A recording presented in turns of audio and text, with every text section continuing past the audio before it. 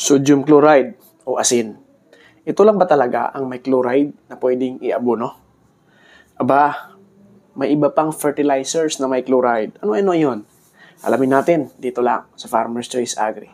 Basta ani at kita, good choice starts here. Pag sinabing chloride, unang pumapasok sa isip natin ang asin. Pero sa agriculture, may dalawa pang importanteng sources ng chloride na ginagamit sa pagpapalakas ng tanim.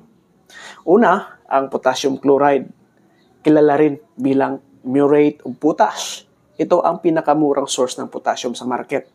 Ang potassium ay nagpapalakas sa ugat, bunga, at resistensya ng halaman laban sa sakit at stress. Perfecto sa mga pananim na hindi sensitive sa chloride, gaya ng mais, palay, at sugarcane.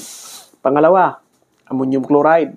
Hindi lang nitrogen ang binibigay nito, kundi may kasama pang chloride na tumutulong sa ilang tanim tulad ng palay, mais, at tubo. Pero tandaan, hindi lahat ng tanim hiyang sa mataas na chloride. Kung medyo sensitive ang mga pananim nyo tulad ng patatas, tabako, at ilang prutas, mas magandang gumamit ng alternative fertilizers gaya ng potassium sulfate at ammonium sulfate. Sulitin ang potassium chloride o 0,060 at ammonium chloride o itong algae shield fertilizer sa mas malakas na ani. Available yan dito sa Farmer's Choice Agri. Kung may tanong, comment lang. At huwag kalimutang like, share, at follow para sa mas marami pang kaalaman.